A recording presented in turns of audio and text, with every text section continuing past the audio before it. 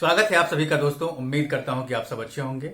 आज हम बात करेंगे प्रधानमंत्री नरेंद्र मोदी के dream project all weather road को लेकर के, क्योंकि इस सड़क के निर्माण का काम उत्तराखंड में चल रहा है और इसका मकसद सिर्फ इतना है कि उत्तराखंड के चार धाम को आपस में जोड़ देना।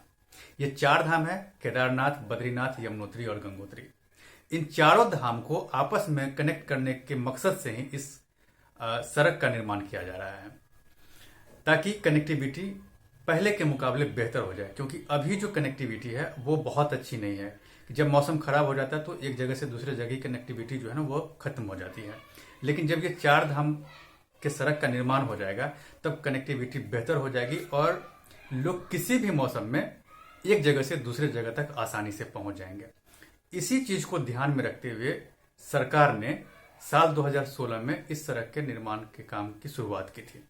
लेकिन जैसे ही इस सड़क के निर्माण का काम शुरू हुआ वैसे ही कुछ पर्यावरणविदों ने और कुछ एनजीओ ने इसके बनने को लेकर के आपत्ति जता दी थी, जिसके बाद क्या हुआ कि यह मामला सुप्रीम कोर्ट में चला गया। लेकिन अब जब कई दौर के लंबे बहस के बाद जब फैसला आया है तो फैसला सुकून देने वाला है। हम आपको आगे बताएंगे कि ये फैसला किसके पक्ष में आया, सरकार के पक्ष में आया या फिर पर्यावरणविदों के पक्ष में आया। लेकिन सबसे पहले हम आपको ये बता दें कि इस सड़क की जो आधारशिला रखी गई थी वो साल 2016 में रखी गई थी और प्रधानमंत्री नरेंद्र मोदी ने खुद ही इस सड़क की आधारशिला रखी थी। और तब ये कहा गया था कि जब ये सड़क बन के तैयार हो जाएगा तो इस सड़क के बनने के बाद चार धाम जो है उत्तराखंड के वो आपस में कनेक्ट हो जाएंगे। कनेक्टिविटी इतनी बेहतर हो जाएगी कि कभी भी किसी भी मौसम में लोग एक जगह से दूसरे जगह तक आसानी से पहुंच जाएंगे। इसके साथ ही इस सड़क का एक सामरिक महत्व भी है। ये भी कहा गया था कि उत्तराखंड की जो सीमा है वो चीन की सीमा से मिलती है और चीन के साथ भारत के रिश्ते जो है बहुत ही तनावपूर्ण स्थिति में है।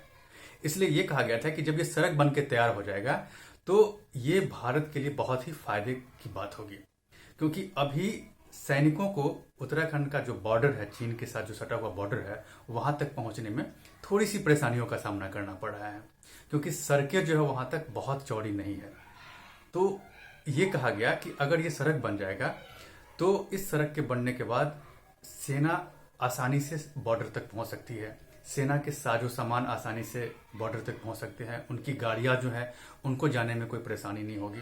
और सबसे बड़ी बात जो है, सरकार ने कोर्ट में जो अपना पक्ष रखा था जिसमें यह बताया था कि जिस तरह से चीन के साथ तनावपूर्ण रिश्ते हैं तो कभी भी युद्ध जैसी स्थिति हो सकती है और अगर ऐसा हुआ तो वैसी स्थिति में जो ब्रह्मोस जैसी जो मिसाइलें हैं उन मिसाइलों को बॉर्डर तक ले जाने में बहुत ही परेशानियों का सामना करना पड़ेगा।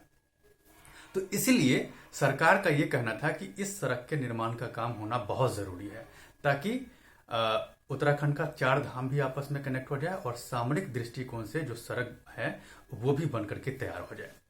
जबकि सुप्रीम कोर्ट में पर्यावरणविदों का जो पक्ष था उनका पक्ष बिल्कुल ही अलग था।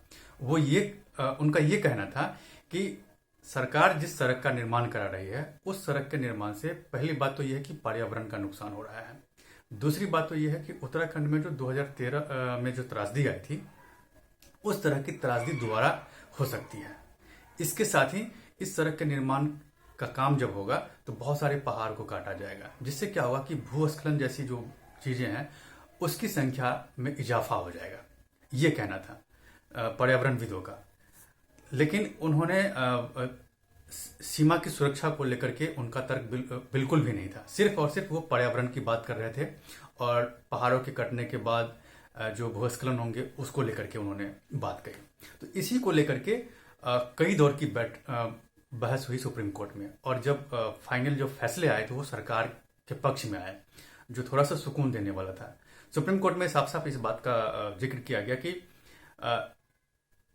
पर्यावरण का नुकसान की बात जो है, सबसे बड़ी बात यह है कि ये सड़क का बनना बहुत जरूरी है, क्योंकि ये सड़क सामरिक दृष्टिकोण से बहुत महत्वपूर्ण है और चीन के साथ जिस तरह से अभी तनावपूर्ण रिश्ते हैं उस स्थिति में तो और भी ज्यादा, क्योंकि सरकार ने ये पक्ष अपनी जो पक्ष रखा था उसमें यह कहा था कि कई बार ऐसी खबरें आती है कि चीन की सेना हमारी सीमा में आ गई है और फिर कुछ घंटे के बाद वापस चली गई, जिसको लेकर के समय समय पर विपक्षी पार्टियां सवाल भी उठाती रहती है।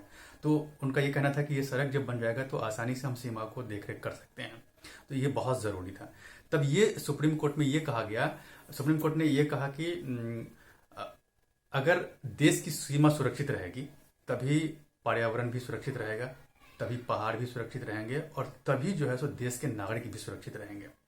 तो सबसे पहली बात तो ये है कि सड़क का जो निर्माण का काम है वो बहुत जरूरी है, क्योंकि सीमा जब सुरक्षित रहेगी तभी पर्यावरण, आप और मैं सुरक्षित रहेंगे। तो इस सड़क के निर्माण का काम किसी भी हालत में नहीं रुकना चाहिए, हर हालत में सड़क का निर्माण होना चाहिए।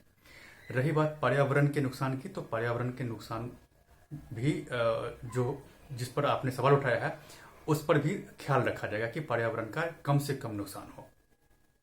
ये सुप्रीम कोर्ट ने अपने फैसले में कहा। इसके साथ ही सुप्रीम कोर्ट ने यह भी कहा कि एक रिटायर्ड जज की एक कमेटी बना करके उन्होंने कहा कि ये कमेटी जो है हर 4 महीने पे अपनी रिपोर्ट कोर्ट को देगी कि जिस तरह से सुप्रीम कोर्ट का जो फैसला है उसके अनुरूप काम हो रहा है या नहीं हो रहा है। लेकिन इस सड़क के निर्माण का काम बिल्कुल भी नहीं रुकना चाहिए।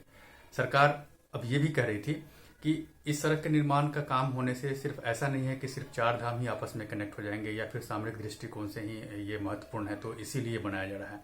उन्होंने ये भी कहा कि अगर सड़क का निर्माण हो जाता है तो उत्तराखंड के जो युवा हैं उन युवाओं को भी इसका फायदा मिलेगा, कि जो युवा अभी रोजगार की तलाश में इधर उधर भटक रहे हैं उनको वहाँ उनको रोजगार मिल जाएगा।